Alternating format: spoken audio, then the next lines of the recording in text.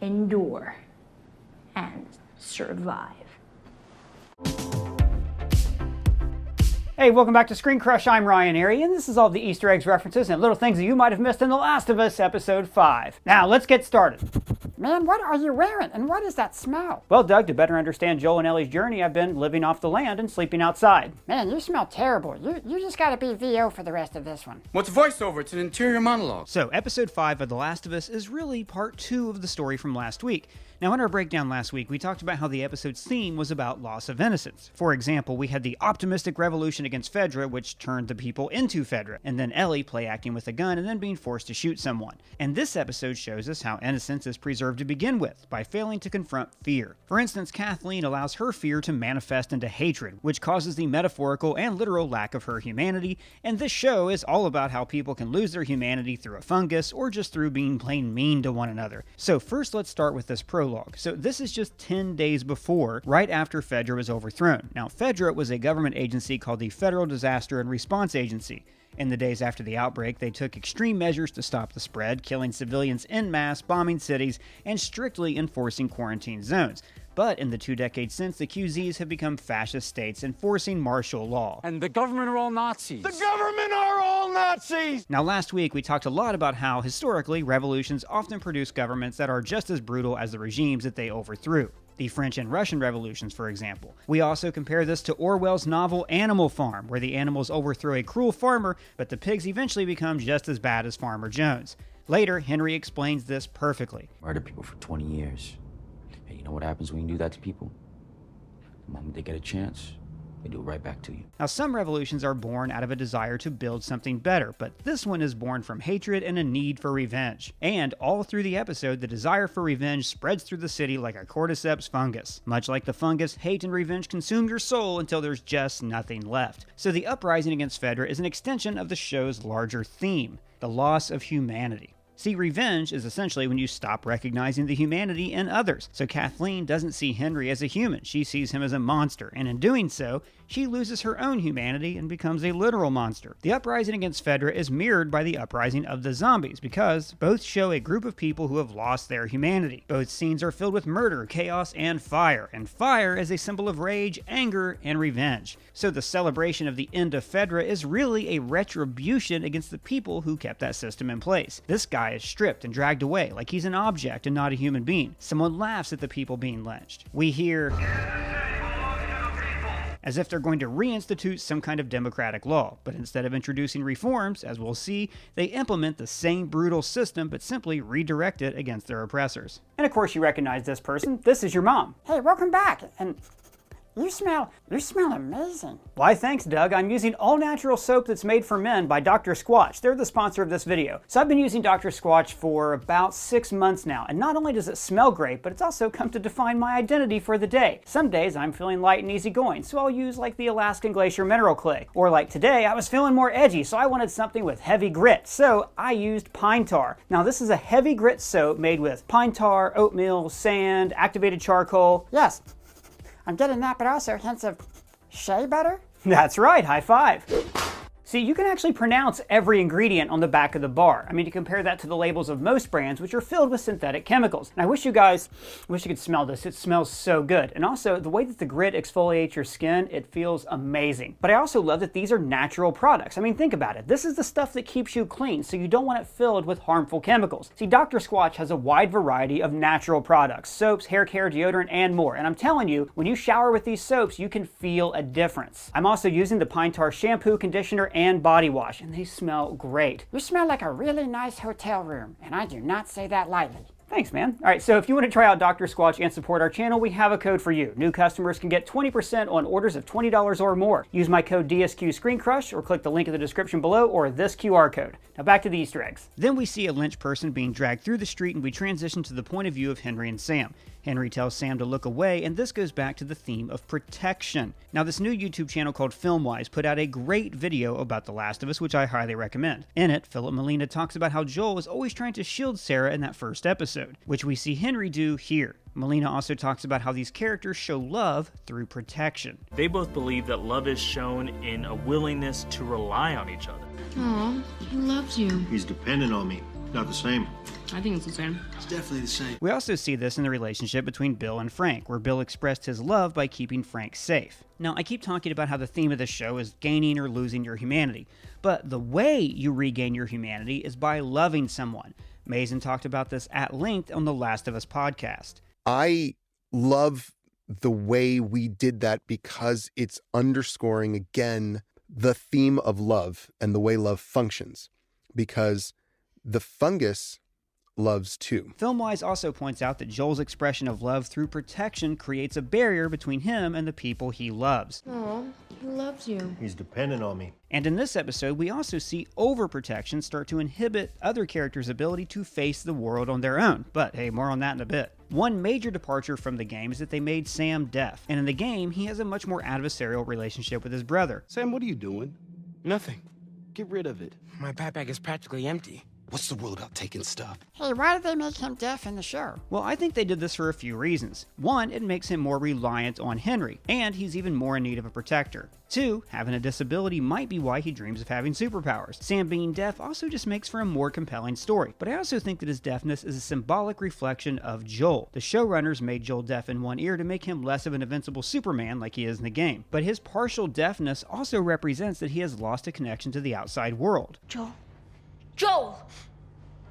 Now, Sam has a strong connection to the outside world through the love of his brother Henry, but Joel has cut himself off from the world, and his disability might be a reflection of that. And I'm not saying that anybody who's hard of hearing is cut off from the world, but being hearing impaired does make it more difficult to interact with people who are in the hearing world. Similarly, both Kathleen and Joel have cut themselves off from any meaningful relationships with the outside world. They are both trapped emotionally. Joel is trapped by grief, and Kathleen by her anger. The first scene where she talks to the prisoners in the jail is so creepy. She talks to the prisoners like she's a kindergarten teacher who would murder you for spilling your juice box. Betraying your neighbors to Fedra so that you could get apples? And by the way, this foreshadows Henry selling out the rebellion for chemo medicine for his brother. Kathleen makes a pretense of restoring good government, offering them trials to inform on Henry, but of course she orders them exterminated like they are vermin. We are not really putting them on trial. When you're done, burn the bodies. It's faster. Now, she compares the informants to rodents. You're a rat. And later, Joel will call Henry the same thing. I don't work with rats. So this goes back to what I said about revenge making you blind to the humanity in others. When you label someone as a rat, you're calling them a subhuman being that lives in the sewers, much like the show's other underground dwelling subhumans, the infected. But while she is focused on catching these metaphorical rats, she should be concerned with the infected crawling beneath her feet. Joel foreshadowed this last episode when he talked about Fedra oppressing their fellow humans. Tanks, choppers, all that stuff. Built to fight the wrong enemy. Oh, and by the way, the actor who plays Perry here is Jeffrey Pierce, and he played Tommy in The Last of Us games. I'm not saying we do nothing.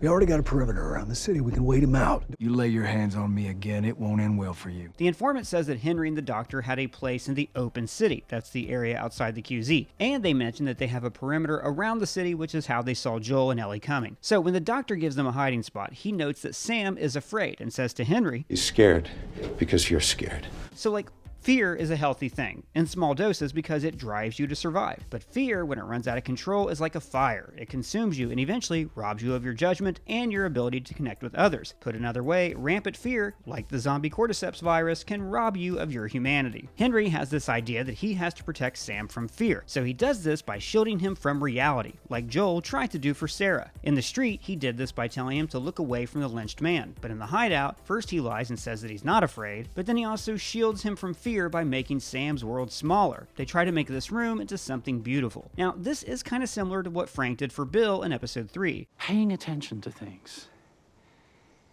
It's how we show love. So Bill's compound was a beautiful little box where they could hide from the world, and that is what characters keep trying to do in this episode. Sam paints the hideout and covers the walls with an imaginary version of himself, Super Sam, with his sidekick Henry. By imagining himself as a superhero, Sam is able to pretend that he is not afraid. Henry makes him a mask out of paint. And think back to when you were a kid at Halloween. Masks are empowering. They grant you anonymity, they grant you power, but like Watchmen says, You can't heal under a mask, Angela.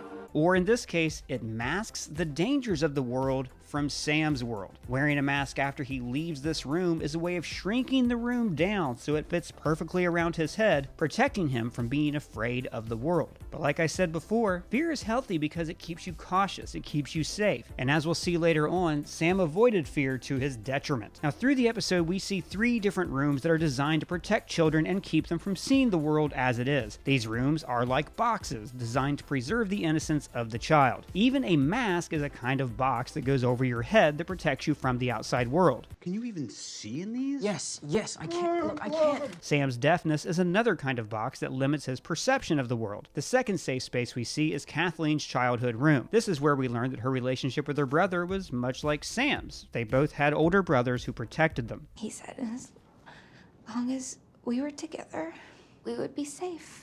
As a child, the room seemed huge and limitless to Kathleen because that's what the world feels like when you're a kid. But now the room has been ravaged by time. The maps on the wallpaper once meant possibility, escape, but now the paper is peeling and we see that they're just drawings. And behind those drawings are walls that keep you in place. Michael's old bed has a soccer poster on the wall, which also ties into the soccer net drawn on the wall where Ellie and Sam play later on. Now the outside of that underground nursery is painted like a castle. Castles call to mind fairy tales and adventure stories, but like in the real world, they were strongholds built to protect people from outside threats. Much like Bill's compound, this safety allows for the creation of a beautiful world. We see drawings of rainbows, of a family. In fact, the rules on the wall here are taken from a similar hideout they discovered in the games. Also like in the game, Sam discovers a toy. Sam, what are you doing?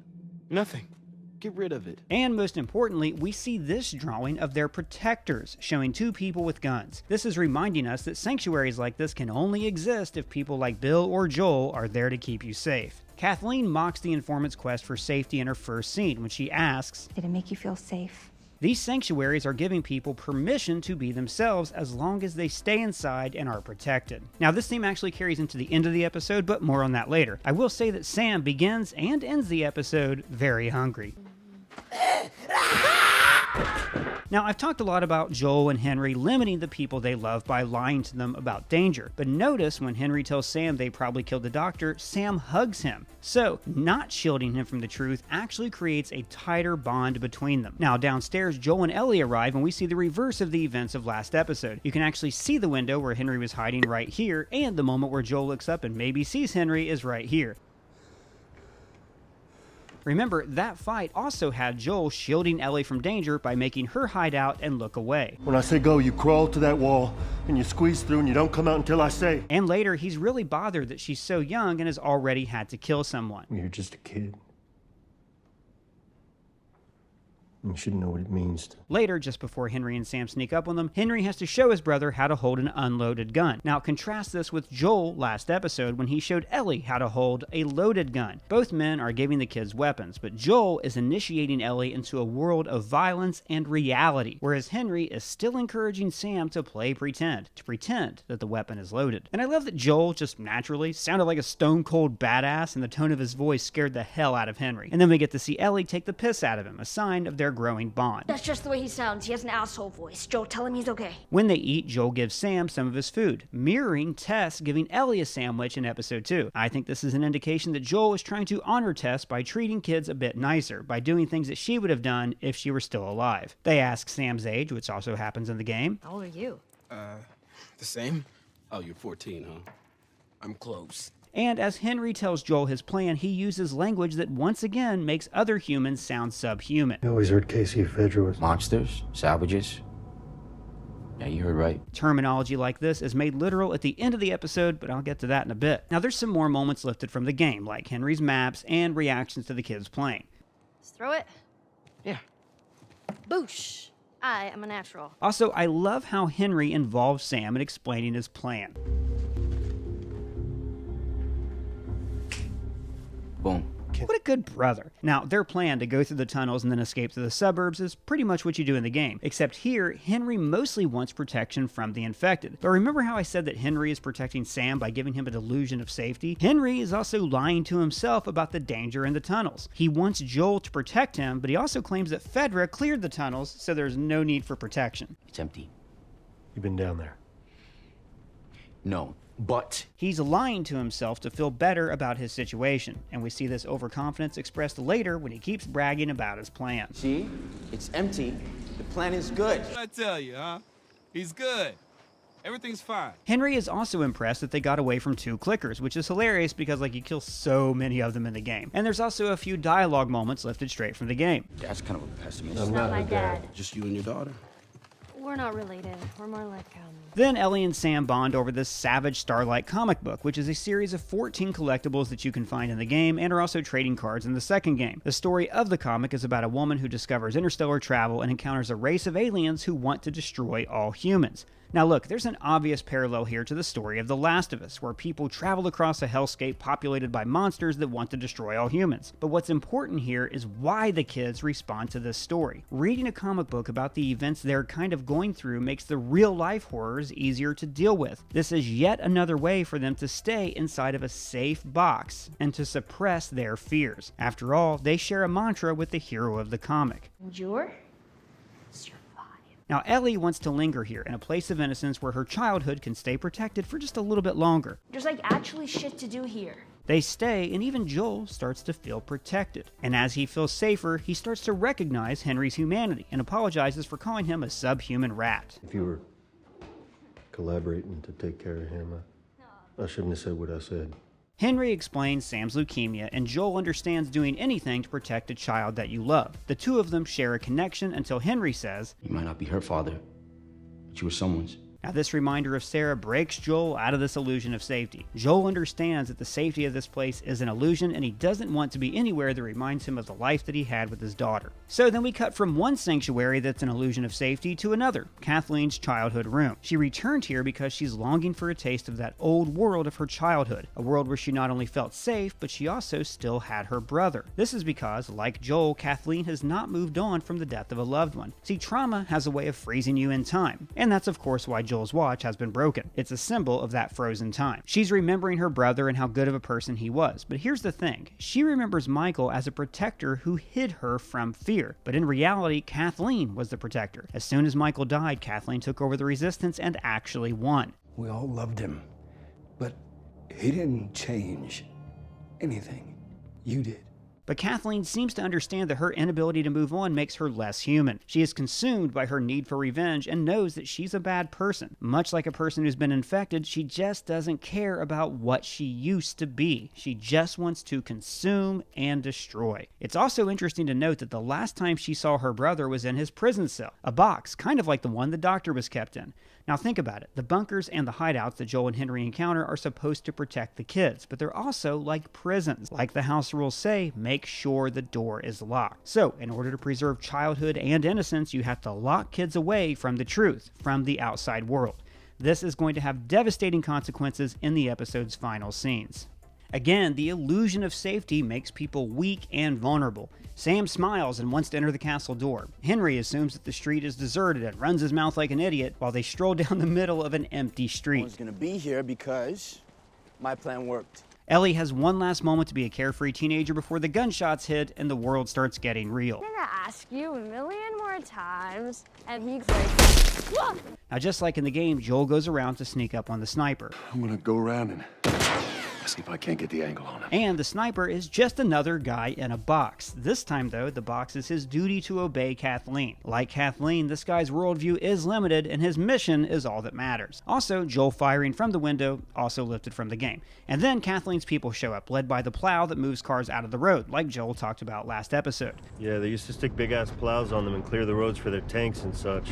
Now, the rebels repainting the Fedra trucks is taken from the graffiti in the game, but also it's showing how the revolutionaries use the tools of their oppressors to become exactly like their oppressors. In this case, the plow has been painted with the word run, which actually Joel reads for them right here. Run! So, run isn't painted on the truck for the cars to read or for the infected to read. It's there to make people afraid of the truck. So this truck, an instrument of fear, runs out of control and plows into a house. Now, eventually the truck lights on fire, symbolic of how fear drives us into burning rage. The heat of the truck fire weakens the softened earth, creating a sinkhole. Yeah, what's up with with that anyways? Why'd that happen? Well, Doug, remember the cordyceps fungus grows and thrives underground, kind of like it grows underneath human skin. So when Fedra drove all the infected people underground, it symbolized how they were also oppressing the people. Oppressing others and burying your problems creates the illusion of safety, but oppressing the people also creates festering rage. This show uses holes to show despair and isolation. Frank and Bill are both first seen in holes, and fire is also used as a metaphor for anger and destruction. Joel tells Ellie not to start a fire because it will draw people to them. Kathleen says,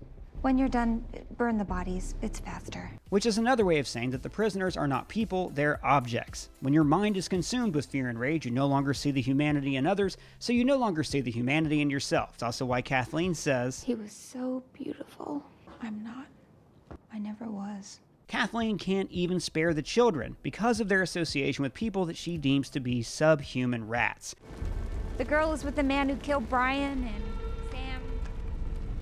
Well, Sam's with you. And then Kathleen lays out a heavy bit of foreshadowing. Well, kids die, Henry. They die all the time. I mean, this is getting to like a whole Greek tragedy thing where Henry defied the will of the gods and his brother was being punished for it. And then she says, You think the whole world revolves around him?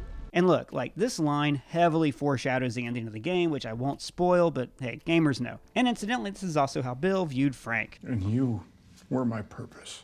So when Kathleen is about to get her revenge, when the fire of hate has fully consumed her, the truck sinks into that metaphorical hole, releasing monsters into the world. So if the zombies are a metaphor for our loss of humanity, then this ending symbolizes how building a society on revenge will be the end of the human race. Kathleen chooses to ignore this problem until she could find Henry. She told herself a lie, that the only thing that mattered was Henry, that killing Henry would make the world right. Joel also suppressed his emotions, telling himself that he could never love anyone again after Sarah died. And just like the worst of humanity was setting fire to Fedra at the start of the episode, people tear themselves apart during this ending. And then the bloater is released. So a bloater has been infected for like 20 years. It's totally covered in hard fungus and basically, like Keith Richards, cannot be killed by conventional weapons. It's a metaphor for how we shield our hearts from harm. In Joel's case, how he shuts people out. Or in Sam's case, how he lives in a fantasy world. And the design of it was based on your mom. So in the middle of all this, we have Ellie, who is quickly losing her childlike innocence. She tries to stay safe by hiding in another box, a van, when an infected child breaks into this safe space. Now the child represents Ellie's loss of innocence. She may even be the kid who was staying in the bunker where Ellie was so carefree earlier. The existence of this zombie kid is basically saying that these sanctuaries are illusions and you have to face the reality of the world that you live in. Also, the kid is wearing a Blue's Clues pajamas.